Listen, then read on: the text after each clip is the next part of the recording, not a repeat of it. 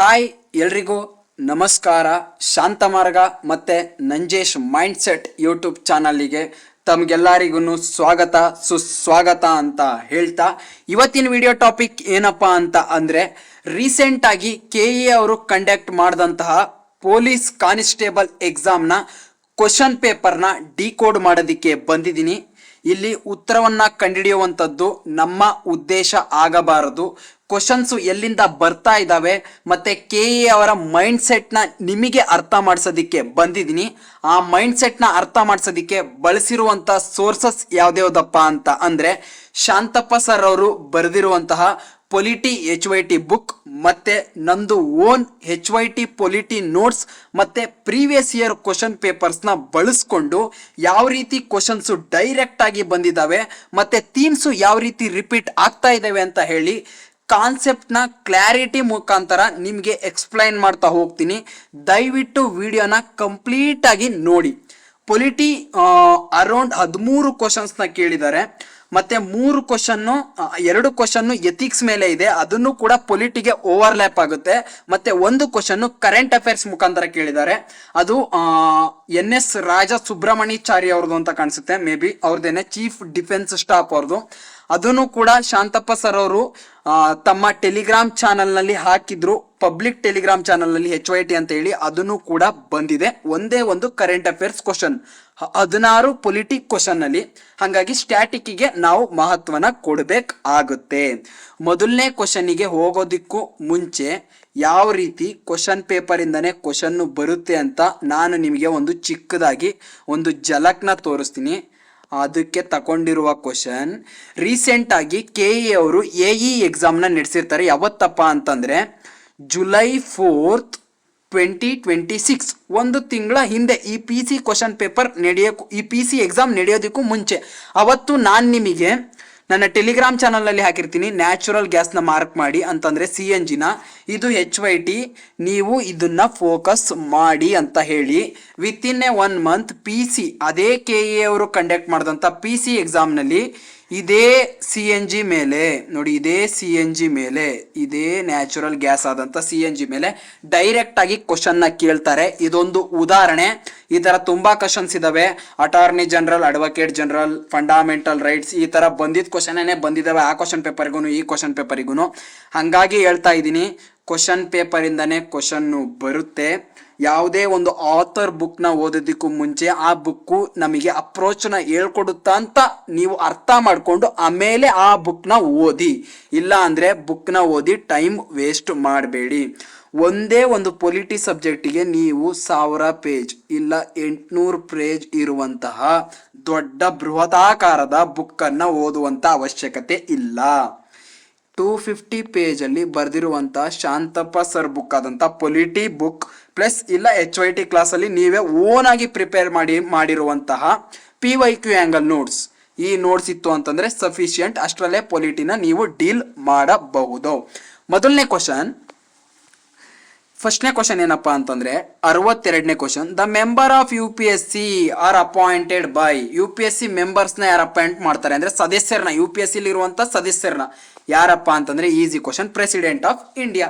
ಎಲ್ಲರಿಗೂ ಗೊತ್ತು, UPSC ಸದಸ್ಯರನ್ನಾರಾಗಿರ್ಬೋದು ಇಲ್ಲ UPSC ಅಧ್ಯಕ್ಷರನ್ನಾರಾಗಿರ್ಬೋದು ಅಪಾಯಿಂಟ್ ಮಾಡೋದು ಪ್ರೆಸಿಡೆಂಟ್ ಆಫ್ ಇಂಡಿಯಾ. ಕೆಲವೊಬ್ಬರು ಕನ್ಫ್ಯೂಸ್ ಆಗಿ ಪ್ರೆಸಿಡೆಂಟ್ ಆಫ್ UPSC ಅಂತ ಹಾಕಿರ್ತೀರಾ. ಹಂಗೇನಾದ್ರೂ ಹಾಕಿದರೆ ನಿಮ್ಮದು 1 ಮಾರ್ಕ್ಸ್ ಡಮಾರ್ ಆಗಿರುತ್ತೆ. ಅದ್ರ ಜೊತೆಗೆ ನೆಗೆಟಿವ್ನು ಕೂಡ ಆ್ಯಡ್ ಆಗಿರುತ್ತೆ. ಇದನ್ನ ಯಾವ ಆರ್ಟಿಕಲ್ ಮುಖಾಂತರ ಆ್ಯಡ್ ಮಾಡ್ತಾರಪ್ಪ ಅಂತಂದರೆ ವಿಧಿ 316. ಇದು ನಿಮಗೆ ಗೊತ್ತಿರಬೇಕಾಗುತ್ತೆ. ಈ ಕ್ವಶನ್ ಅಲ್ಲಿ ಇಷ್ಟಕ್ಕೆ ನೀವು ನಿಲ್ಲಿಸಬಾರ್ದು. ಏನು ಅಪ್ರೋಚ್ನ ತೆಗಿಬೇಕಪ್ಪ ಅಂತಂದರೆ ಸ್ಟೇಟ್ ಪಬ್ಲಿಕ್ ಸರ್ವಿಸ್ ಕಮಿಷನ್, ಉದಾಹರಣೆಗೆ KPSC ನ ಅಧ್ಯಕ್ಷರು ಮತ್ತೆ ಸದಸ್ಯರನ್ನ ಯಾರು ಅಪಾಯಿಂಟ್ ಮಾಡ್ತಾರಪ್ಪ ಅಂತಂದ್ರೆ ಪ್ರೆಸಿಡೆಂಟ್ ಅಪಾಯಿಂಟ್ ಮಾಡಲ್ಲ, ಗವರ್ನರ್ ಅವರು, ಆ ರಾಜ್ಯದ ರಾಜ್ಯಪಾಲರು ನೇಮಕವನ್ನ ಮಾಡ್ತಾರೆ. ಅಲ್ಲಿ UPSC ಸದಸ್ಯರಿಗೆ ರೆಕಮೆಂಡ್ ಮಾಡೋದು ಯಾರಪ್ಪ ಅಂತಂದ್ರೆ ಯೂನಿಯನ್ ಗವರ್ನಮೆಂಟ್. ಇಲ್ಲಿ KPSC ಅಂದ್ರೆ public service commission, state public service commission ಅವರಿಗೆ ರೆಕಮೆಂಡ್ ಮಾಡೋದು ಯಾರಪ್ಪ ಅಂತ ಅಂದ್ರೆ ರಾಜ್ಯಪಾಲರಿಗೆ ಸ್ಟೇಟ್ ಗವರ್ನಮೆಂಟ್ ಅವರು ರೆಕಮೆಂಡ್ ಮಾಡ್ತಾರೆ ಇವ್ರನ್ನ ಮಾಡಿ ಅಂತ. ಅವ್ರನ್ನ ಅಲ್ಲಿ ಪ್ರೆಸಿಡೆಂಟ್ ಅವರು, ಇಲ್ಲಿ ಗವರ್ನರ್ ಅವರು ಅಪಾಯಿಂಟ್ ಮಾಡ್ತಾರೆ. ಇಲ್ಲಿ ಅಪಾಯಿಂಟ್ ಮಾಡೋರು ಬೇರೆಯವರಾಗಿರ್ಬೋದು, ಬಟ್ ರಿಮೂವಲ್ ಮಾಡ್ಬೇಕಾದ್ರೆ ಯಾವ ಆರ್ಟಿಕಲ್ ಇಂದ ರಿಮೂವ್ ಮಾಡ್ಬೇಕಪ್ಪ ಅಂತಂದ್ರೆ 317. ರೀಸೆಂಟ್ ಆಗಿ ಒಬ್ರನ್ನ ರಿಮೂವ್ ಮಾಡಿದ್ದಾರೆ ಕರ್ನಾಟಕದಲ್ಲಿ. ಗವರ್ನರ್ ನ್ಯೂಸ್ ಇತ್ತು, ಅದಕ್ಕೆ ಗವರ್ನರ್ ಕ್ವಶನ್ಸ್ ಇನ್ ಫ್ಯೂಚರ್ ಕೇಳುವಂತ ಸಾಧ್ಯತೆ ಇದೆ, ಕೇಳಿ ಇದ್ದಾರೆ. 317ನೇ ವಿಧಿಯ ಪ್ರಕಾರ ಅವ್ರನ್ನ ವಜಾ ಮಾಡ್ತಾರೆ. ಇಲ್ಲಿ ಕನ್ಫ್ಯೂಸ್ ಆಗಬಾರ್ದು, ಇಲ್ಲಿ ಗವರ್ನರ್ ಮಾಡ್ತಾರೆ, ಅಲ್ಲಿ ಪ್ರೆಸಿಡೆಂಟ್ ಮಾಡ್ತಾರೆ ಅಂತ ಹಂಗೇನಾದ್ರು ಮಾಡಿಬಿಟ್ರೆ ರಾಂಗ್ ಆಗಿಬಿಡುತ್ತೆ. ಅಪಾಯಿಂಟ್ ಮಾಡೋದಷ್ಟೇ ಬೇರೆ, ಬಟ್ ರಿಮೂವ್ ಮಾಡೋದು 317ನೇ ವಿಧಿಯ ಪ್ರಕಾರ ಪ್ರೆಸಿಡೆಂಟ್ ಆಫ್ ಇಂಡಿಯಾನೇ ಆಗಿರ್ತಾರೆ. ಇದು ಈ ಕ್ವಶನ್ ಇಂದ ನಾವು ತೆಗಿಬೇಕಾದಂತ approach. State public service commissions ನಲ್ಲಿ ಯಾರು ಅಪಾಯಿಂಟ್ ಮಾಡ್ತಾರೆ, UPSC ನಲ್ಲಿ ಯಾರು ಅಪಾಯಿಂಟ್ ಮಾಡ್ತಾರೆ, ಯಾವ ವಿಧಿಲಿ ಅಪಾಯಿಂಟ್ ಮಾಡ್ತಾರೆ, ಯಾವ ವಿಧಿಲಿ ರಿಮೂವ್ ಮಾಡ್ತಾರೆ, ಇಷ್ಟು ಗೊತ್ತಿದ್ರೆ ಸಾಕು. ಇದು ಅಪ್ರೋಚ್. 63ನೇ question, which of the following are included in 7th schedule of the constitution? ಇದು ಕ್ವಶನ್, ಶೆಡ್ಯೂಲ್ಸ್ ಕ್ವಶನ್ಸ್ ಬರುತ್ತೆ. UPSCಲಿ ಎವ್ರಿ ಆಲ್ಟರ್ನೇಟ್ ಇಯರ್ ಅಲ್ಲಿ ಒಂದು ಕ್ವಶನ್ ಶೆಡ್ಯೂಲ್ಸ್ ಮೇಲೆ ಇದೆ, ಇರುತ್ತೆ. ಬನ್ನಿ ಶಾಂತಪ್ಪ ಸರ್ ಅವ್ರ ಬುಕ್ ನಲ್ಲಿ ಏನ್ ಹೇಳಿದ್ದಾರೆ ಅಂತ ನೋಡೋಣ. ಡಿವಿಷನ್ ಆಫ್ ಪವರ್ಸ್ ಅಂತಂದ್ರೆ ಅಧಿಕಾರದ ವಿಭಜನೆ. ಇಲ್ಲಿ ಇದಾಗಬಾರ್ದು, ಅಥಾರಿಟೇರಿಯನ್ ಅಂದ್ರೆ ಸರ್ವಾಧಿಕಾರ ಆಗಬಾರ್ದು ಅಂತ ಹೇಳ್ಬಿಟ್ಟು ನಾವು ಈ ತರ ಫಾಲೋನ ಮಾಡ್ತಾ ಇದೀವಿ. ಇಲ್ಲಿ ನಿಮ್ಗೆ ಗೊತ್ತಿರಬೇಕು ಕಾನ್ಸ್ಟಿಟ್ಯೂಷನಲ್ ಗವರ್ನಮೆಂಟ್ ಅಂದ್ರೆ ಏನು ಅಂತ ಹೇಳ್ಬಿಟ್ಟು ಕಮೆಂಟ್ ಮಾಡಿ.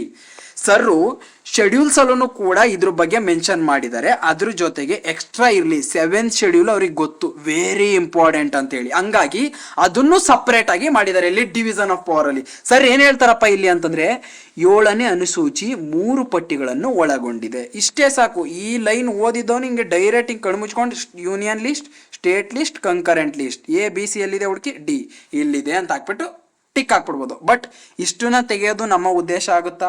ಆಗಬಾರದು. ಇನ್ನ ಡೆಪ್ತ್ ಹೋಗ್ಬೇಕು. ಸರ್ ಏನ್ ಡೆಪ್ತ್ ಆಗಿ ಹೇಳಿದ್ದಾರೆ? 7ನೇ ಅನುಸೂಚಿಯಲ್ಲಿ 3 ಪಟ್ಟಿಗಳನ್ನು ಒಳಗೊಂಡಿದೆ. ಈ ವಿಷಯಕ್ಕೆ ಸಂಬಂಧಿಸಿದಂತೆ ಕೇಂದ್ರ ಪಟ್ಟಿಯ ವಿಷಯಗಳು ಯಾವುವು, ರಾಜ್ಯ ಪಟ್ಟಿಯ ವಿಷಯಗಳು ಯಾವುವು ಎಂದು ನೇರವಾಗಿ ಪ್ರಶ್ನೆ ಬರುತ್ತೆ ರೀ. ಹೆಲ್ತ್ ಯಾರಿಗೆ ಬರುತ್ತೆ, ಡಿಫೆನ್ಸ್ ಯಾರಿಗೆ ಬರುತ್ತೆ, ಟ್ಯಾಕ್ಸಸ್ ಯಾರಿಗೆ ಬರುತ್ತೆ, ಸಿಟಿಜನ್ಶಿಪ್ ಕೊಡೋದು ಯಾರಿಗೆ ಬರುತ್ತೆ, ಈ ತರ ಕ್ವಶನ್ಸ್ ಬರುತ್ತೆ, ನೋಡ್ಕೊಬೇಕು. ಆದ್ದರಿಂದ PYQ ಆಯಾಮದಿಂದ ಓದಿ ಸರಿಯಾದ ಉತ್ತರವನ್ನು ಕಂಡುಕೊಳ್ಳಿ. ನೇರ ಪ್ರಶ್ನೆಗೆ ನೇರ ಉತ್ತರ. ಇಂಥ ಪ್ರಶ್ನೆಗಳಿಗೆ ತಪ್ಪು ಉತ್ತರ ಕೊಟ್ಟರೆ ಅಧಿಕಾರಿಯಾಗಿ ಅಪಾಯಿಂಟ್ ಆಗಲು ಅಸಾಧ್ಯ. ಹುಷಾರ್ ಅಂತ ಹೇಳಿದ್ದಾರೆ. ಅದಕ್ಕೆ ಅವ್ರು ಏನ್ ಮಾಡಿಸ್ತಾರೆ ಅಂತ ಇನ್ನ ಕೊಟ್ಟಿದ್ದಾರೆ ನೋಡಿ. HYT ತರಗತಿಗಳಲ್ಲಿ ಇವುಗಳನ್ನು 2 ಬಾರಿ ಬರೆಯಲು ಹೋಮ್ವರ್ಕ್ ನೀಡುತ್ತೇನೆ. ಹೋಮ್ವರ್ಕ್ ಮಾಡಿದ ಬಹುತೇಕ ವಿದ್ಯಾರ್ಥಿಗಳು ಇಂದು ಅಧಿಕಾರಿ ಆಗಿದ್ದಾರೆ, ಮುಂದೆಯೂ ಕೂಡ ಆಗುತ್ತಾರೆ. ಬನ್ನಿ, ನನ್ನ HYT ನೋಟ್ಸಲ್ಲಿ ಏನು ಬರ್ತಿದ್ದೀನಿ. 7th schedule is HYT. ಇದು ಮೇಲೆ ಕಾಣ್ತಿರೋ 6th ಶೆಡ್ಯೂಲ್ ಅದು ಬೇಕಿಲ್ಲ ನಮಗೀಗ. ಬೇಕು ಈಗ ಪ್ರೆಸೆಂಟ್ ಬೇಕಿಲ್ಲ ಈ ಕ್ವಶನ್ ಪೇಪರ್ ಡಿಕೋಡ್ ಮಾಡೋದಕ್ಕೆ. UPPSI 2022 ಬುಕ್ ಓದಿ ಅಂತ ನಾನೇನು ನಿಮ್ಗೆ ಹೇಳ್ತಿಲ್ಲ ಶಾಂತಪ್ಪ ಸರ್ ಬುಕ್ನೇ ತಗೊಳ್ಳೇಬೇಕು ಅಂತ. ಬಟ್ ಅಟ್ಲೀಸ್ಟ್ PYQನಾರು ನೋಡಿ. PYQ ಫಸ್ಟ್ ಕ್ವಶನ್ ಇದೆ ನಾನು ನೋಡ್ಸಲಿ. 7th schedule of the Indian constitution contains the union list, state list and concurrent list. ನನ್ನ ನೋಟ್ಸಲ್ಲಿ ಹಿಂಗೆ ಡೈರೆಕ್ಟಾಗಿ ನೋಡಿರ್ತೀನ, ಇಲ್ಲಿಗೆ ಬಂದ್ಬಿಟ್ಟು ಡೈರೆಕ್ಟಾಗಿ ಪಟ್ ಅಂತ ಈ 5 ಸೆಕೆಂಡ್ ಸಾಕು ನನಗೆ ಈ ಕ್ವಶನ್ಸ್ನ ಆನ್ಸರ್ ಮಾಡೋದಕ್ಕೆ. ನೀವು ಓದಿಲ್ಲ ಅಂತಂದರೆ ಕಷ್ಟ ಆಗುತ್ತೆ. ಬಟ್ ಇಷ್ಟಕ್ಕೆ ನಿಲ್ಲಿಸ್ಬಾರ್ದು. ನಾನು ಅಷ್ಟಕ್ಕೆ ನಿಲ್ಲಿಸಿದ್ದೀನ ನೋಡಿ, ಬರೀತಾ ಹೋಗಿದ್ದೀನಿ. CDS ಅಲ್ಲಿ ಬರ್ತಿದ್ದೀನಿ. ಫಾರೆಸ್ಟ್ ಯಾವುದಕ್ಕೆ ಬರುತ್ತೆ ಕೇಳಿದ್ದಾನೆ, ಟ್ಯಾಕ್ಸಸ್ಸು ಲ್ಯಾಂಡ್ ಬಿಲ್ಡಿಂಗ್ ಯಾವುದಕ್ಕೆ ಬರುತ್ತೆ ಅಂತ ಕೇಳಿದ್ದಾನೆ, ಇನ್ಸೂರೆನ್ಸ್ ಯಾವುದಕ್ಕೆ ಬರುತ್ತೆ ಅಂತ ಕೇಳಿದ್ದಾನೆ. ಈ ಥರ ಕೇಳ್ತಾ ಇದ್ದಾನೆ. ಸರ್ ಆಲ್ರೆಡಿ ಲಿಂಟ್ ಕೊಟ್ಟಿದ್ದಾರೆ ಯಾವುದಕ್ಕೆ ಬರುತ್ತೆ ಅಂತ ನೇರವಾಗಿ ಕೇಳ್ತಾರೆ ಅಂತ. ನೇರವಾಗಿ ಪ್ರಶ್ನೆ, ನೇರ ಉತ್ತರ, ಇಂಥ ಪ್ರಶ್ನೆಗಳನ್ನು ಮಿಸ್ ಮಾಡಬಾರ್ದು ಅಂತ. PYQನಲ್ಲಿ ಯಾವ್ಯಾವ ಬಂದಿದೆ ಅವನ್ನ ನೋಡ್ಕೊಳ್ಳಿ ಅಷ್ಟೇ. SBI ಕೇಳಿದಾನೆ 2020ಯಲ್ಲಿ 7th schedule division of powers ಅಂದ್ರೆ ಏನು ಅಂತ. State list, public health and sanitation, union list, citizenship, naturalisation, concurrent list, legal, medicine and others. ಈ ಥರ ಬರಿತಾ ಹೋಗಿದ್ದೀನಿ ನೋಡಿ. ಎಷ್ಟಿದೆ 7th ಶೆಡ್ಯೂಲ್ ಬಗ್ಗೆ ಕ್ವಶನ್ಸ್ ಎಲ್ಲೆಲ್ಲಿ ಬಂದಿದೆ. UPSC 2025, UPSC 2022, CDS ಕಂಡಕ್ಟ್ ಮಾಡೋದನ್ನು ಕೂಡ UPSCನೇ 2024, UPSC 2006 20 ವರ್ಷದ ಹಿಂದೆನೇ ಕೇಳಿದ್ದಾನೆ. UPSC 2018, CDS 2024. ಈ ಥರ ಕ್ವಶನ್ಸು ಬಂದಿದ್ದಾವೆ 7th ಶೆಡ್ಯೂಲ್ ಮೇಲೆ. ನೀವು ನೋಡಿರೋದು ಒನ್ ಲೈನ್ ಇನ್ಫಾರ್ಮೇಷನ್ ಅಷ್ಟೇ. ಫಸ್ಟ್ ಕ್ವಶನ್ ಬಂದಿದೆ, ಇನ್ ಡೆಪ್ತ್ ಆಗಿ ಬರೋ ಚಾನ್ಸಸ್ ಇರುತ್ತೆ. ಹಂಗಾಗಿ ಯಾವ ಲೀಸ್ಟು ಯಾವುದಕ್ಕೆ ಬರುತ್ತೆ ಅಂತ ಡೈರೆಕ್ಟಾಗಿ ಕೇಳ್ತಾರೆ. ನೋಡ್ಕೊಳ್ಳಿ, ನನ್ನ ನೋಟ್ಸಲ್ಲಿ ಇಲ್ಲಿದೆ. ಈ ನೋಟ್ಸ್ ನಿಮ್ಗೆ ಏನಾದರೂ ಬೇಕು ಅಂದರೆ ನನ್ನ ಟೆಲಿಗ್ರಾಮ್ ಚಾನಲ್ ಲಿಂಕ್ ಡಿಸ್ಕ್ರಿಪ್ಷನಲ್ಲಿರುತ್ತೆ, ಹೋಗಿ ವಿಸಿಟ್ ಮಾಡಿ. ಈ ನೋಟ್ಸ್ ಈ PDF ಅವೈಲಬಲ್ ಇರುತ್ತೆ. ಇದು ಗೊತ್ತಾಯ್ತಾ? ನೆಕ್ಸ್ಟ್ ಥರ್ಡ್ ಕ್ವಶನಿಗೆ ಬಂದ್ವಿ. Seven schedule done UPSC president done. ಇದು ಕಾಮನ್ ಸೆನ್ಸ್ ಕ್ವಶನ್, ಇದು ಅಪ್ರೋಚ್ ಕ್ವಶನ್ ಅಂದರೆ PYQ ಕ್ವಶನ್. ಇದು PYQ. ಒಪ್ತಿರೋ ತಾನೇ PYQ ಬಂದಿದೆ ಅಂತ ಹೇಳಿ? ಫಸ್ಟೇ ಬಂದಿದೆ ನನ್ನ ನೋಟ್ಸಲ್ಲಿ. ಒಪ್ಪಿಲ್ಲ ಅಂತಂದರೆ ನಿಮಗೆ ಬಿಟ್ಟಿದ್ದು. 64th ಕ್ವಶನ್ ಏನು ಹೇಳುತ್ತೆ? In parliamentary government in executive directly responsible to legislature. Easy question. ಯಾಕೆ? ಶಾಸಕಾಂಗ. ಇದೇ ಡಿವಿಷನ್ ಆಫ್ ಪವರ್ ಏನೇ ಕೇಳ್ತಾ ಇದ್ದಾನೆ ಅಂದರೆ, ಕಾನ್ಸ್ಟಿಟ್ಯೂಷನಲ್ ಗವರ್ನಮೆಂಟ್ ಕೇಳ್ತಾ ಇದ್ದಾನೆ ಅಂತಂದರೆ, ಶಾಸಕಾಂಗನ ಶಾಸನ ಮಾಡುತ್ತೆ, ಕಾರ್ಯಾಂಗ ಅದನ್ನ ಕಾರ್ಯರೂಪಕ್ಕೆ ತರುತ್ತೆ, ನ್ಯಾಯಾಂಗ ಅದು ಜನದ ಫಂಡಮೆಂಟಲ್ ರೈಟ್ಸಿಗೆ ಧಕ್ಕೆ ಉಂಟು ಮಾಡಿದ್ರೆ ನ್ಯಾಯಾಂಗ ವಿಮರ್ಶೆಯನ್ನು ಮಾಡುತ್ತೆ. ಅಲ್ಲೇ ಇದೆ constitutional government division of powers ಅಲ್ಲೇ ಅವನಿದ್ದಾನೆ. ನೀವು ನೋಡ್ಕೊಬೇಕು. ನೀವು ಈ ಕ್ವಶನ್ ಆಯಾಮದಿಂದ ನೋಡಬೇಡಿ, ಅವನು ಯಾವ ಅಪ್ರೋಚ್ನ ಇಟ್ಕೊಂಡು ಕೇಳ್ತಾ ಇದ್ದಾನೆ ಅಂತ ದಯವಿಟ್ಟು ನೋಡಿ. ಲೆಗಿಸ್ಲೇಚರಿಗೆ ಹೆಂಗಪ್ಪ ಅಂತ ಅಂದರೆ, ಎಕ್ಸಿಕ್ಯೂಟಿವ್ ಇರುತ್ತಾ, ಎಕ್ಸಿಕ್ಯೂಟಿವ್ ಕೆಲಸ ಅಲ್ಲ, ಲೆಗಿಸ್ಲೇಚರ್ ಇತ್ತ. ಲೆಗಿಸ್ಲೇಚರ್ ಕೆಲಸ ಏನು? ಒಂದು ಲಾನ ಪಾಸ್ ಮಾಡೋದು ಲೆಗಿಸ್ಲೇಚರ್. ಅದನ್ನು ಎಕ್ಸಿಕ್ಯೂಟಿವ್ ಅವ್ರ ಕೆಲಸ ಏನೋ ಅದನ್ನು ಕಾರ್ಯವ್ಯಾಪ್ತಿಗೆ ತಂದು ಅದನ್ನು ನೋಡ್ಕೊಳ್ಳೋದು.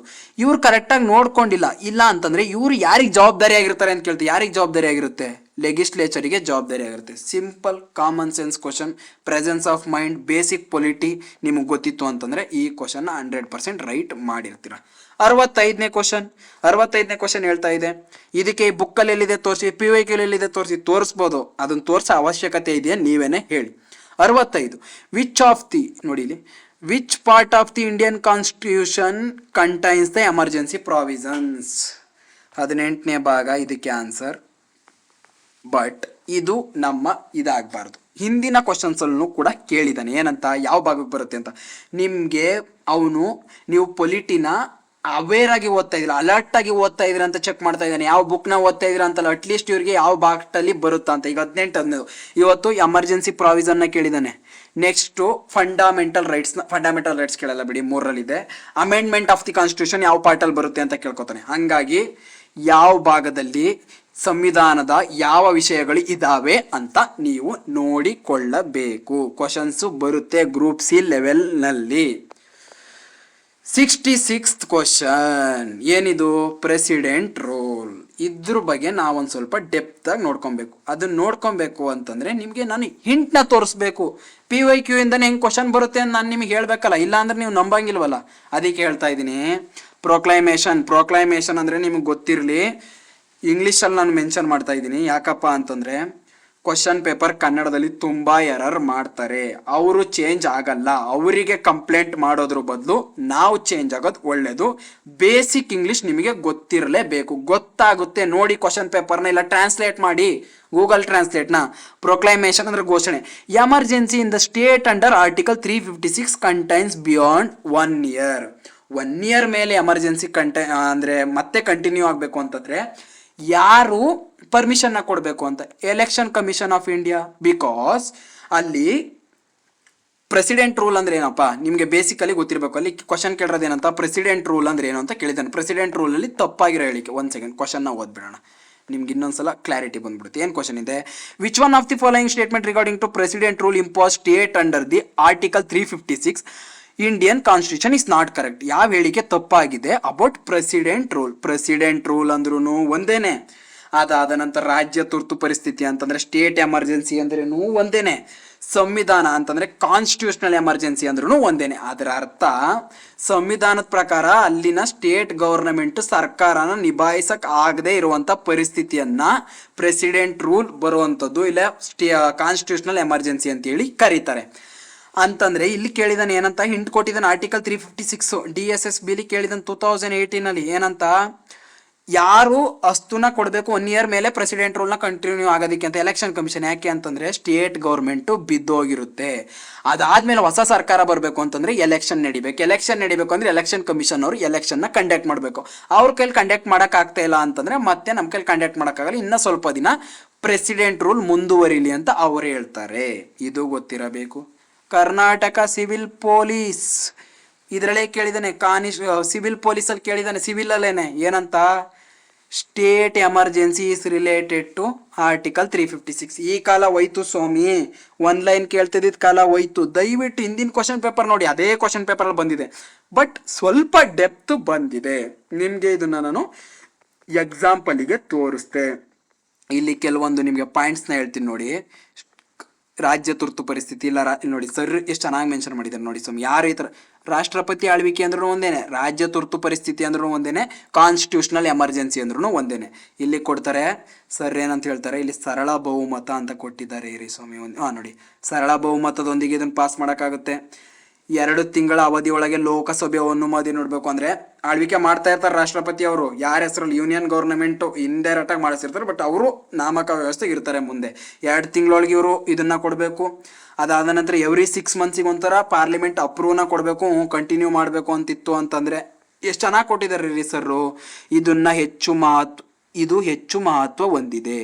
ನ್ಯೂಸಲ್ಲಿ ಇದ್ದಾಗ 350 ಡಿಗ್ರಿ ಆಯಾಮದಿಂದ ಓದಿ ಮತ್ತು SR ಬೊಮ್ಮಾಯಿ ಪ್ರಕರಣವನ್ನು ತಿಳಿದುಕೊಳ್ಳಿ. ಕೆಲವೊಂದು ಕೇಸಸ್ ಬರುತ್ತೆ, SR ಬೊಮ್ಮಾಯಿ ಪ್ರಕರಣ ಆಗಿರ್ಬೋದು, ಕೇಶವಾನಂದಿ ಭಾರತಿ ಕೇಸ್ ಇರ್ಬೋದು, ಮುಂದೆ ಬರುತ್ತೆ Golaknath case, Shankari Prasad case, Shayarabano Shahbano case, ಅದಾದ ನಂತರ LIC of India case, Minerva Mills case. ಈ ಕೇಸ್ಗಳ ಹೆಸರು ತಿಳಿದಿಲ್ಲ ಅಂತ ಅಂದರೆ ನಿಮ್ಮ ಪ್ರಿಪ್ರೇಷನ್ ರಾಂಗ್ ಡೈರೆಕ್ಷನಲ್ಲಿ ಇದೆ ಅಂತ ಅರ್ಥ. ಈಗ ತೋರಿಸ್ತೀನಿ ಬನ್ನಿ ಯಾವ ರೀತಿ ಡೀಲ್ ಮಾಡ್ಬೇಕು ಈ ಕ್ವಶನ್ನ ಅಂತೇಳಿ. ಬಂದ್ವಿ ಫಸ್ಟ್ ಸ್ಟೇಟ್ಮೆಂಟ್ ಬನ್ರಪ್ಪ, ಎಷ್ಟು ಈಸಿ ಇದೆ. President rule can be proclaimed when the state government fails to administration in the accordance with the provisions of constitution. ಹೇಳ್ತಾ ಇದ್ದೀನಿ ಸ್ವಾಮಿ, ಕಾನ್ಸ್ಟಿಟ್ಯೂಷನಲ್ ಎಮರ್ಜೆನ್ಸಿ ಅಂದರೆ ಸಂವಿಧಾನದ ಪ್ರಕಾರ ಸರ್ಕಾರ, ರಾಜ್ಯ ಸರ್ಕಾರ ತನ್ನ ಸರ್ಕಾರವನ್ನು ನಡೆಸೋಕ್ಕಾಗದೇ ಇರೋಂಥ ಪರಿಸ್ಥಿತಿಲಿ ಪ್ರೆಸಿಡೆಂಟ್ ರೂಲು ಬರುತ್ತೆ. Yes, the statement is right, but ಅವ್ನು ಕೇಳಿರೋದು ರಾಂಗ್ ಸ್ಟೇಟ್ಮೆಂಟ್ ಯಾವುದು ಅಂತ. Second statement, it affects the fundamental rights of the citizens. Wrong, because ಇದು ನ್ಯಾಷನಲ್ ಎಮರ್ಜೆನ್ಸಿ ಅಲ್ಲ. ನ್ಯಾಷನಲ್ ಎಮರ್ಜೆನ್ಸಿ ಆರ್ಟಿಕಲ್ 352 ಬರುತ್ತೆ. ಈ ಟೈಮಲ್ಲಿ ಫಂಡಮೆಂಟಲ್ ರೈಟ್ಸು ಹೋಗುತ್ತೆ. ಆ ಟೈಮಲ್ಲೂ ಕೂಡ 2 ಆರ್ಟಿಕಲ್ ಹೋಗೋದಿಲ್ಲ. ಅವ್ಯಾವು ಅಂತೇಳಿ ನೀವು ಕಮೆಂಟ್ ಸೆಕ್ಷನಲ್ಲಿ ಕಮೆಂಟ್ ಮಾಡಿ.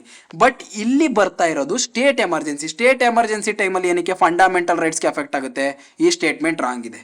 ಈ ಸ್ಟೇಟ್ಮೆಂಟ್ ರಾಂಗ್ ಅಂತ ಗೊತ್ತಾದರೆ ನಾಟ್ ಕರೆಕ್ಟ್ ಸ್ಟೇಟ್ಮೆಂಟ್ ಅಂತ ಕೇಳಿರೋದು, ಆ ಕರೆಕ್ಟ್ ಸ್ಟೇಟ್ಮೆಂಟ್ ಇದೇನೇ ಆಗಿರುತ್ತೆ. ಯಾಕೆ ಅಂತಂದರೆ ಪ್ರೆಸಿಡೆಂಟ್ ರೂಲ್ ಇಲ್ಲ ಸ್ಟೇಟ್ ಎಮರ್ಜೆನ್ಸಿಲಿ ಫಂಡಮೆಂಟಲ್ ರೈಟ್ಸ್ಗೆ ಅಫೆಕ್ಟ್ ಆಗುವುದಿಲ್ಲ. ಬಟ್ ಅನದರ್ 2 ಸ್ಟೇಟ್ಮೆಂಟು ಬೇಕಲ್ಲ ನಿಮಗೆ. ಸಿಂಪಲ್ ಮೆಜಾರಿಟಿ, ನಾನು ಆಲ್ರೆಡಿ ಹೇಳಿದ್ದೀನಿ, ಸರ್ ನೋಟ್ಸಲ್ಲಿ ಅವ್ರು ಮೆನ್ಷನ್ ಮಾಡಿದ್ದಾರೆ ಸಿಂಪಲ್ ಮೆಜಾರಿಟಿ ಬೇಕು ಅಂತೇಳಿ.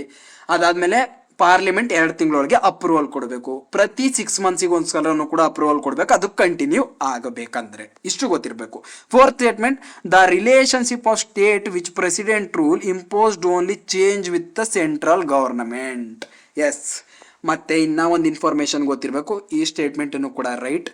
ಈ ಟೈಮಲ್ಲಿ ಸ್ಟೇಟ್ ಗೌರ್ಮೆಂಟ್ ಮೇಲೆ ಸೆಂಟ್ರಲ್ ಗೌರ್ಮೆಂಟು ಜಾಸ್ತಿ ಅಧಿಕಾರವನ್ನು ಹೊಂದಿರುತ್ತೆ. ಯಾಕೆ ಅಂತಂದರೆ ಪ್ರೆಸಿಡೆಂಟ್ ಹೆಸರಲ್ಲಿ ಸೆಂಟ್ರಲ್ ಗೌರ್ಮೆಂಟ್ ಆ ಸ್ಟೇಟ್ನ ರೂಲ್ ಮಾಡ್ತಾ ಇರುತ್ತೆ. ನೋಡಿ, ಇದು ಅಪ್ರೋಚ್ ಯಾವ ಥರ ಇದೆ ರೀ, ಹೆಂಗಿದೆ ನೋಟ್ಸು ನೋಡಿ. ಕಾಮನ್ ಸೆನ್ಸ್ ಕ್ವಶನ ಫಸ್ಟ್ನೇ ಕ್ವಶನು ಒಪ್ಕೊಳ್ತೀನಿ, ಇದು ಕಾಮನ್ ಸೆನ್ಸ್. ಇದು ನನ್ನ ನೋಟ್ಸಲ್ಲೂ ಇದೆ, ಸರ್ ಬುಕ್ಕಲ್ಲೂ ಇದೆ. ಇದು ಕಾಮನ್ ಸೆನ್ಸ್, ಇದು ನಿಮ್ಗೆ ಅವೇರ್ನೆಸ್ ಇರಬೇಕು. ಈ ಕ್ವಶನ್ ಕಂಪ್ಲೀಟ್ ಆಗಿಬಿಡಿ. ಇದು ಈಸಿ ಇದೆ, ನಿಮಗೆ ದೊಡ್ಡ ದೊಡ್ಡ ಸ್ಟೇಟ್ಮೆಂಟ್ ಅನ್ಸುತ್ತೆ ಅಷ್ಟೇ. ನೋಡಿ ಎಷ್ಟು ಚೆನ್ನಾಗಿ ಬರೆದಿದ್ದಾರೆ ಸರ್. ಈ ಥರ ಯಾರಿಗೆ ಕೊಡ್ತಾರೆ ರೀ? ಇದು ನೋಡಿ, ಕಾವ್ಯಾತ್ಮಕವಾಗಿ ಕೊಟ್ಟಿದ್ದಾರೆ. ಒಂದು ದೇಶದ 2 ಆಡಳಿತಗಳು ಅಂದರೆ ಗೊಂದಲವಿಲ್ಲ.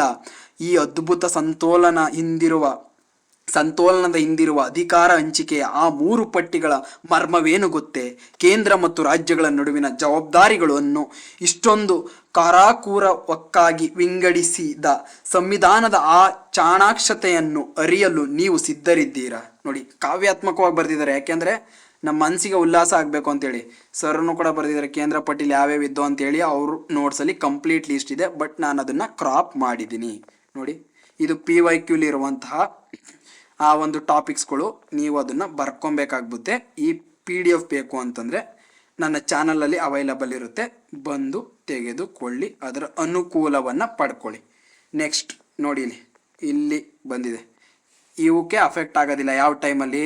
ಪ್ರೆಸಿಡೆಂಟ್ ರೂಲ್ ಟೈಮಲ್ಲಿ president rule. But national emergency ಟೈಮಲ್ಲಿ ಇವನು ಕೂಡ ಹೋಗುತ್ತೆ. ಯಾಕೆ ಅಂತಂದರೆ national ಎಮರ್ಜೆನ್ಸೀಸ್ಗೂ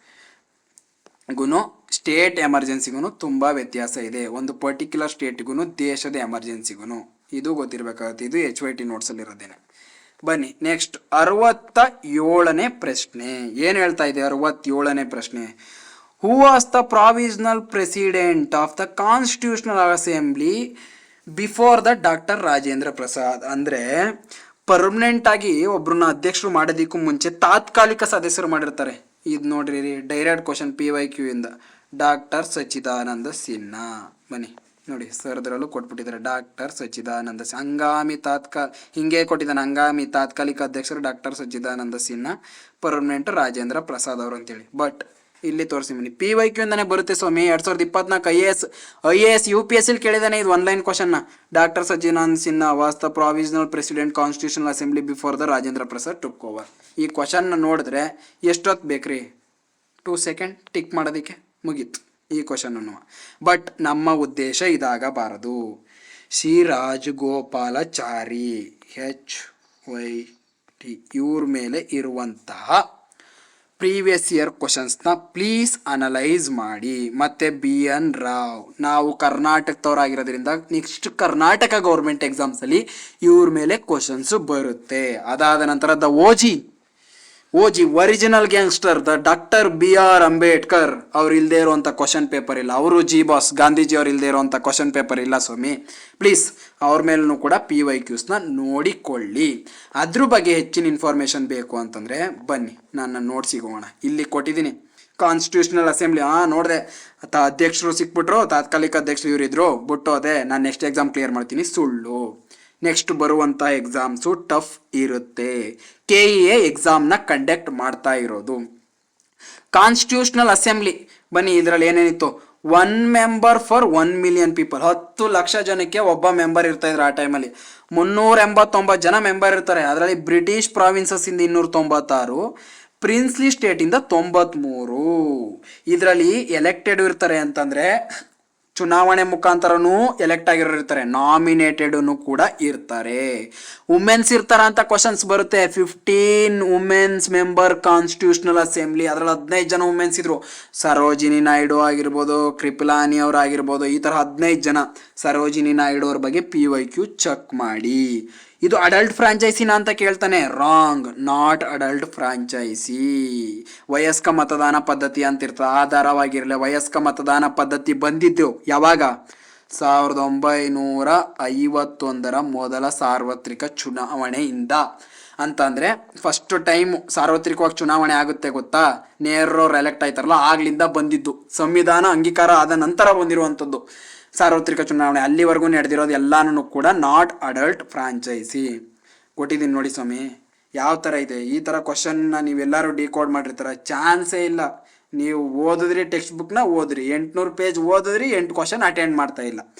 SSC CGL, APPSC Andhra Pradesh public service commission, IAS 2004, CDS 2015, CDS 2011 ಇವೆಲ್ಲ questions. IAS 2022, IAS 2024, major constitutional ಅಂದರೆ ಕಮಿಟೀಸ್ ಆನ್ ಮೇಜರ್, ಇವೆಲ್ಲ ಇಲ್ಲಿರೋ 8. ಇದೆಲ್ಲ ನೋಟ್ಸನ್ನು ಬರೆದಿರೋದು PYQ ಆ್ಯಂಗಲ್ ಇಂದ. ಈ ಸೀರೀಸಿಗೆ ನೀವು ಯಾವ ರೀತಿ ಸಪೋರ್ಟ್ ಮಾಡ್ತೀರಾ ಅದ್ರ ಮೇಲೆ ಈ ಸೀರೀಸ್ ಕಂಟಿನ್ಯೂ ಆಗ್ತಾ ಹೋಗುತ್ತೆ. ನೋಡಿ ಈ ಥರ ಆಯಿತಾ. ಇದು ಕಾನ್ಸ್ಟಿಟ್ಯೂಷನಲ್ ಅಸೆಂಬ್ಲಿ ಬೆಲೆ ಇಷ್ಟು ಕ್ವಶನ್ಸ್ ಬಂದಿದೆ. ನೀವು ಬರೀ 1 ಲೈನ್ ಪ್ರಕಾರ ಓದ್ತೀನಿ, ಅರ್ಧ ಲೈನ್ ಓದ್ತೀನಿ, ಅದೆಲ್ಲ ವರ್ಕ್ ಆಗಂಗಿಲ್ಲ.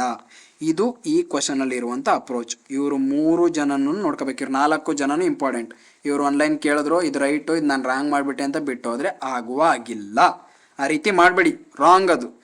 Consider the following statement. 68ನೇ ಕ್ವಶನ್.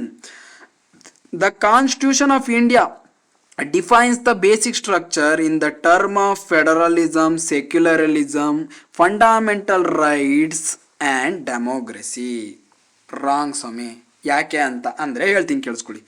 ಬೇಸಿಕ್ ಸ್ಟ್ರಕ್ಚರ್ ಅಂತ ಬಂದಿದ್ದು ಜುಡಿಷಿಯಲ್ ಇನ್ವೆನ್ಷನ್ ಮೂಲಕ, ಅಂತಂದರೆ ನ್ಯಾಯಾಂಗದ ಆವಿಷ್ಕಾರದ ಮೂಲಕ. ನ್ಯಾಯಾಂಗ ಕೇಶವಾನಂದಿ ಭಾರತಿ ಕೇಸಲ್ಲಿ ಹೇಳುತ್ತೆ, ಪಾರ್ಲಿಮೆಂಟು ಸಂವಿಧಾನನ ಅಮೆಂಡ್ ಮಾಡ್ಬೋದೋ ಹೊರತು ಬಟ್ ಅದ್ರ ಬೇಸಿಕ್ ಸ್ಟ್ರಕ್ಚರ್, ಅದು ಮೂಲ ಉದ್ದೇಶ ಇದೆಯಲ್ಲ ಅದನ್ನು ಡ್ಯಾಮೇಜ್ ಮಾಡೋದಕ್ಕೆ ಆಗೋದಿಲ್ಲ ಅಂತ ಹೇಳ್ಬಿಟ್ಟು.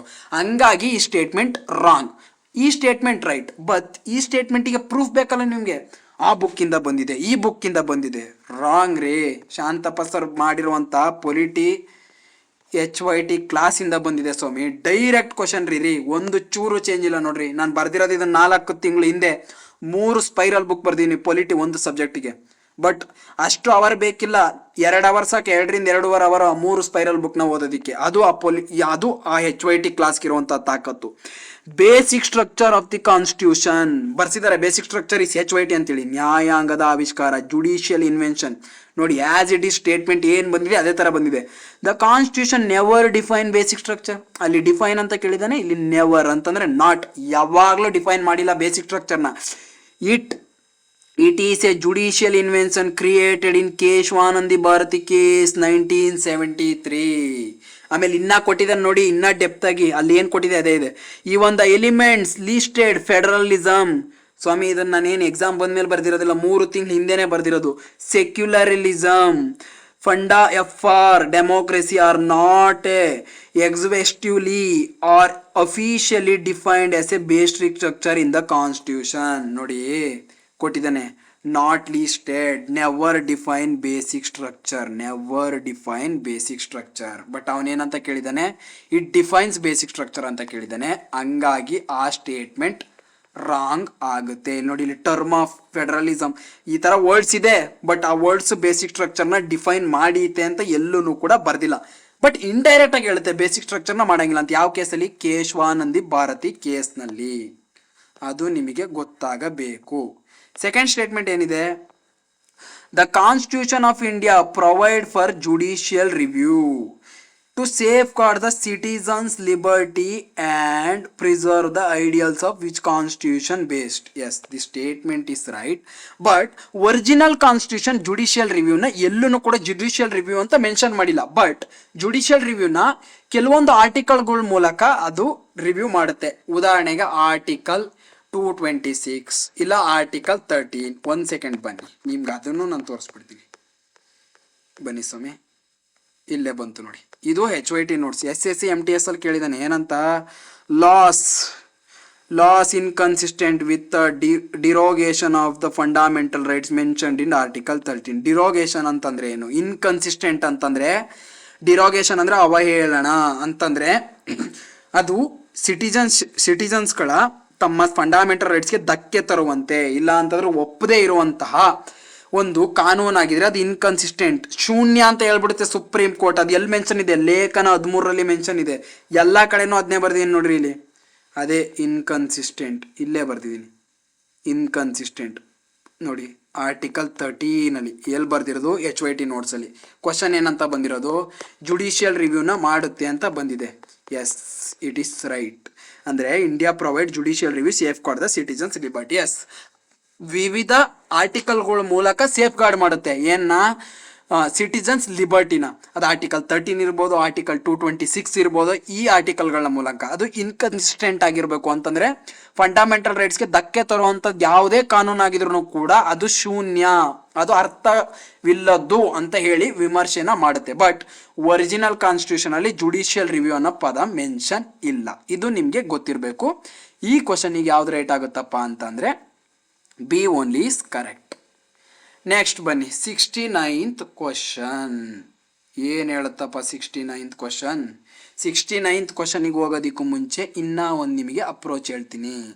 ಏನು ಅಪ್ರೋಚಪ್ಪ ಅಂತಂದರೆ, ಫಂಡಮೆಂಟಲ್ ರೈಟ್ಸಿಗೆ ಸಂಬಂಧಪಟ್ಟಂಗೆ ಶಾಂತಪ್ಪ ಸರ್ ಏನು ಹೇಳಿದ್ದಾರೆ ಅಂತ ನೋಡಬೇಕಲ್ವ ನಾವು. ಅದು ತುಂಬಾ ಇಂಪಾರ್ಟೆಂಟ್. ಮೂಲಭೂತ ಹಕ್ಕುಗಳಿಗೆ ಸಂಬಂಧಪಟ್ಟಂಗೆ ಏನು ಹೇಳಿದ್ದಾರೆ? ಪರೀಕ್ಷೆಗೆ ಪಕ್ಕಾ ಇದು. ಇದಕ್ಕೆ ಸಂಬಂಧಿಸಿದ ಕರೆಂಟ್ ಅಫೇರ್ಸ್ ಸಹ ನೋಡಿಕೊಳ್ಳಿ ಅಂತ. ಅಂದರೆ ಕರೆಂಟ್ ಅಫೇರ್ಸ್ನಲ್ಲಿ ಆಗುವಂಥ ಫಂಡಮೆಂಟಲ್ ರೈಟ್ಸಿಗೆ ಸಂಬಂಧಪಟ್ಟಂತಹ ಕೇಸ್ಗಳು ನೀವು ನೋಟ್ ಡೌನ್ ಮಾಡ್ಕೋಬೇಕು. ಇಫ್ ಇನ್ ಕೇಸ್ ನೀವು ಮೇನ್ಸಿಗೆ ಅಟೆಂಡ್ ಆಗ್ತೀರಾ ಅಂತಂದರೆ ರೀಸೆಂಟ್ ಆಗಿರುವಂಥ ಕೇಸಸ್ನ ನೀವು ಬರೆದ್ರಿ ಅಂತಂದರೆ ಮಾರ್ಕ್ಸ್ ಜಾಸ್ತಿ ಬರುತ್ತೆ. ಹಾಗಾಗಿ ಶಾಂತಪ್ಪ ಸರ್ ಹೇಳಿದ್ದಾರೆ. ಮತ್ತೆ ಇನ್ನೇನು ಹೇಳಿದ್ದಾರೆ ಶಾಂತಪ್ಪ ಸರ್? ಫುಲ್ ಹೇಳಿದ್ದಾರೆ ರೀ, ಕಂಪ್ಲೀಟ್ ಅಪ್ರೋಚನ್ನ ಕೊಡ್ತಾರೆ. ಅದೇ ನಿಮಗೆ ಬೇಕಾಗಿರೋದು. ಅಪ್ರೋಚ್ ಗೊತ್ತಾಗಬೇಕು ನಿಮಗೆ, ಅಪ್ರೋಚ್ನೇ ಹೇಳೋವಂಥ ಪ್ರಯತ್ನ ಮಾಡಿರೋದು ಸರ್. ಅದಾದ ನಂತರ ನಿಮ್ಗೆ ಇನ್ನೊಂದು ಇಂಪಾರ್ಟೆಂಟ್ ಏನಪ್ಪ ಅಂತಂದರೆ, ಇಲ್ಲಿ ಕೇಸ್ ಬರುತ್ತೆ, ಕೇಶವಾನಂದಿ ಭಾರತಿ ಕೇಸ್. 1 ಸೆಕೆಂಡ್, ಈ ಕೇಸು ತುಂಬಾ ಇಂಪಾರ್ಟೆಂಟ್. ನಿಮಗೆ ಬಡ್ಕೊಂಡಿದ್ದಾರೆ ರೀ ಶಾಂತಪ್ಪ ಸರ್ HYT ಕ್ಲಾಸ್ಗಳಲ್ಲಿ. ಕೇಶವಾನಂದಿ ಭಾರತಿ ಕೇಸ್. ಇಲ್ಲಿ ಏನು ಹೇಳ್ತಪ್ಪ ಅಂತಂದರೆ ಸುಮಾರು ವಿಷಯಗಳನ್ನ ಇಂಟರ್ಪ್ರೇಟ್ ಮಾಡುತ್ತೆ. ಬಟ್ ನೀವು ಒಂದೇ ನೋಡಿಲಿ RRB NTPC ನೋಡಿಲಿ basic structure are essential factors, ಅದಕ್ಕೆ ನೀವು ಧಕ್ಕೆ ಉಂಟು ಮಾಡೋಂಗಿಲ್ಲ ಅಂತ ಹೇಳುತ್ತೆ. ನೋಡಿ ಇಲ್ಲಿ ಎಷ್ಟು ಕೇಳಿದ್ದಾನೆ ಕೇಶವಾನಂದಿ ಭಾರತಿ ಕೇಸ್ ಮೇಲೆ. ಈ ಕೇಸ್ ನಿಮಗೆ ಗೊತ್ತಿರಬೇಕು. ಯಾವ ಕೇಸಲ್ಲಿ ಏನಾಯಿತು, ಶಂಕರಿ ಪ್ರಸಾದಲ್ಲಿ ಏನಾಯಿತು, ಗೋಲಕ್ನಾಥಲ್ಲಿ ಏನಾಯಿತು, ಅದಾದ ನಂತರ ಕೇಶವಾನಂದಿ ಭಾರತಿ ಕೇಸಲ್ಲಿ ಏನಾಯಿತು, ಮೇನಕಾ ಗಾಂಧಿ ಕೇಸಲ್ಲಿ ಏನಾಯಿತು, ಮಿನೇರ್ವಾ ಮಿಲ್ಸ್ ಕೇಸಲ್ಲಿ ಏನಾಯಿತು, LIC ಆಫ್ ಇಂಡಿಯಾ ಕೇಸಲ್ಲಿ ಏನಾಯಿತು ಅಂತೇಳಿ. ಈ ಒಂದು ಯುನೀಕ್ ಕ್ಲಾಸ್ ಪ್ಲಸ್ ಯುನೀಕ್ ಅಪ್ರೋಚ್ನ ನಮಗೆಲ್ಲರಿಗೂ ಹೇಳ್ಕೊಟ್ಟಿದ್ದೆ ನಮ್ಮ ಶಾಂತಪ್ಪ ಸರು. ಅವ್ರಿಗೆ ಇಲ್ಲಿಂದನೇ ನಾವು ಯಾವಾಗ್ಲೂ ಚಿರಋಣಿ ಆಗಿರಬೇಕು, ಈ ಥರ ಅಪ್ರೋಚ್ನ ಹೇಳ್ಕೊಟ್ರೋದಕ್ಕೆ. ಈ ಒಂದು ನೋಟ್ಸ್ ಬಂದಿರೋದು, ಈ ಒಂದು ಅಪ್ರೋಚ್ ಬಂದಿರೋದು 800-900 ಪೇಜ್ ಓದೋದನ್ನು ತಪ್ಪಿಸಿರೋದು ಶಾಂತಪ್ಪ ಸರ್ ಅಪ್ರೋಚು ಮತ್ತು ಶಾಂತಪ್ಪ ಸರ್ ಅವರ ಬುಕ್ಕು, ಶಾಂತಪ್ಪ ಸರ್ ಅವರ ಗೈಡೆನ್ಸು. ನೆಕ್ಸ್ಟ್ ಬನ್ನಿ equality in public employment article 16 ನೋಡ್ರಿ. Minority rights article 29, rights to personal liberty article 21, right against exploitation article 23. ಇದು ನನ್ನ ಉತ್ತರ ಕಂಡುಹಿಡಿಬೇಕಾದಂಥ ಉದ್ದೇಶ ಆಗಿರೋದಿಲ್ಲ. ಆಪ್ಷನ್ 3 ಇದಕ್ಕೆ ರೈಟ್ ಆಗುತ್ತೆ. ಬಟ್ ಇಲ್ಲಿ ಏನಪ್ಪ ಅಪ್ರೋಚ್ ಅಂತಂದರೆ ಫಂಡಮೆಂಟಲ್ ರೈಟ್ಸ್, ಸೂರ್ಯ ಚಂದ್ರರಿರುವವರೆಗೂ, ಕಾಂಪಿಟೇಟಿವ್ ಎಕ್ಸಾಮ್ ಇರುವವರೆಗೂ ಬರುತ್ತೆ. ಹಿಂದೇನೂ ಬಂದಿದೆ, ಮುಂದೇನೂ ಬರುತ್ತೆ. ಇದೆಲ್ಲ ಬೇಸಿಕ್ ರೀ, ಏನೂ ಇಲ್ಲ. ಮೇಲ್ಮೇಲೆ ಕೇಳಿದ ನೀವು ಇದನ್ನೇ ಕಷ್ಟ ಅಂದ್ಬಿಟ್ರೆ ಹೆಂಗೆ ಇನ್ ಡೆಪ್ತ್ ಕೇಳಿದಾಗ ಹೆಂಗೆ ಮಾಡ್ತೀರಾ? ಮತ್ತೆ ನೋಡಿಲಿ ನನ್ನ ನೋಟ್ಸಲ್ಲಿ ಫಸ್ಟೇನೆ ಅದೇನೇ ಇರುತ್ತೆ HYT ನೋಟ್ಸಲ್ಲಿ ಏನೂ ಇಲ್ಲ. ನೋಡಿಲಿ ಹಿಂಗೆ ಡೈರೆಕ್ಟ್ ಹಿಂಗೆ ಟಿಕ್ ಆಗ್ತಾ ಇರೋದಷ್ಟೇ. ನೋಡಿದ ತಕ್ಷಣ ನಾನೇನಾದ್ರು ಕ್ವಶನ್ ಎಕ್ಸಾಮಿಗೆ ಅಪ್ಲೈ ಆದರೆ ನೋಡಿಲಿ UPSC ಲೆವೆಲ್ಗೆ ಮಾಡಿರೋದು. Article 19 equal opportunity in government jobs ಮುಗೀತು. ಫಸ್ಟ್ನೇದು ಗೌರ್ಮೆಂಟ್ ಆಫೀಸ್ ಅಂದ್ರೆ ಒಂದೇ, ಗೌರ್ಮೆಂಟ್ ಜಾಬ್ ಅಂದ್ರೆ ಒಂದೇ. Article 21 personal liberty expect according to, ಅಷ್ಟೇ ಮುಗ್ದೋಯ್ತು. Shall be person different life or personal liberty ಇರಬೇಕು. ಆಮೇಲೆ ನೋಡಿಲಿ procedure established by law, rule of law ಹಿಂಗಂದ್ರೆ ಏನು ಅಂತ ನೀವು ಕಮೆಂಟ್ ಮಾಡಿ. ಯಾಕೆ ಅಂತಂದರೆ ಕ್ವಶನ್ಸು ಅವುಗಳ ಮೇಲೂ ಕೂಡ ಬಂದಿದ್ದಾವೆ. ಈ ಕಂಪ್ಲೀಟ್ ಕ್ವಶನ್ನು ಇನ್ನೂ ಒಂದು ವಿಡಿಯೋ ಮುಖಾಂತರ ಬರುತ್ತೆ. ಈ ವಿಡಿಯೋದ ಉದ್ದೇಶ ಏನಪ್ಪ ಅಂತಂದರೆ PYQsನ ನೋಡಿ ಶಾಂತಪ್ಪ ಸರ್ ಅಂಥವ್ರ ಹತ್ರ ಯಾರಾದರೂ ಅನುಭವಸ್ಥರ ಹತ್ರ ಗೈಡೆನ್ಸ್ನ ತಗೊಳ್ಳಿ, ಮತ್ತು ಅಪ್ರೋಚ್ನ ಹೇಳುವಂತಹ ಆರ್ಥರ್ ಬುಕ್ನ ಮಾತ್ರ ಓದಿ. ಅದೇ ನನ್ನ ಉದ್ದೇಶ. ಈ ವಿಡಿಯೋದಲ್ಲಿ 7 ಕ್ವಶನ್ ಅಂತ ಕಾಣಿಸಿದ್ವಿ. 8 ಕ್ವಶನ್ನ ಡಿಕೋಡ್ ಮಾಡಿದ್ದೀವಿ. ಇನ್ನೂ 8 ಕ್ವಶನ್ ನೆಕ್ಸ್ಟ್ ವಿಡಿಯೋದಲ್ಲಿ ಡಿಕೋಡ್ ಮಾಡ್ತೀನಿ. ಅಲ್ಲಿ ತನಕ ನಾಳೆನೇ ಬರುತ್ತೆ, ನಾಳೆ ಇಲ್ಲ ನಾಡಿದ್ದು ಹಾಕ್ತೀನಿ ಆ ವಿಡಿಯೋನು ಕೂಡ. ಎರಡೂ ಚಾನಲಲ್ಲೂ ಅವೈಲಬಲ್ ಇರುತ್ತೆ. ದಯವಿಟ್ಟು ನನ್ನ ಟೆಲಿಗ್ರಾಮ್ ಚಾನಲ್ಗೆ PDF ಬೇಕು ಅಂತಂದರೆ ನೀವು ಜಾಯಿನ್ ಆಗಬಹುದು. ಅಲ್ಲಿನೂ ಕೂಡ ಕ್ವಶನ್ ಪೇಪರ್ಸ್ನ ನಾನು ಡೈಲಿ ಬೇಸಿಸಲ್ಲಿ ಹಾಕ್ತಾ ಹೋಗ್ತಾ ಇರ್ತೀನಿ. ಆಲ್ ಆರ್ UPSC ಸ್ಟ್ಯಾಂಡರ್ಡ್ಸೇನೆ. Shantappa sir class also UPSC ಸ್ಟ್ಯಾಂಡರ್ಡ್ಸ್, ಮೈ ನೋಟ್ಸ್ ಆಲ್ಸೋ UPSC ಸ್ಟ್ಯಾಂಡರ್ಡ್ಸ್, Shantappa sir HYT book also UPSC ಸ್ಟ್ಯಾಂಡರ್ಡ್ಸ್. ಯು ಪ್ರಿಪೇರ್ UPSC ಸ್ಟ್ಯಾಂಡರ್ಡ್ಸ್, you can clear any exam in India. ಧನ್ಯವಾದಗಳು. ನೆಕ್ಸ್ಟ್ ವಿಡಿಯೋದಲ್ಲಿ ಸಿಗೋಣ. ಬಾಯ್ ಬಾಯ್.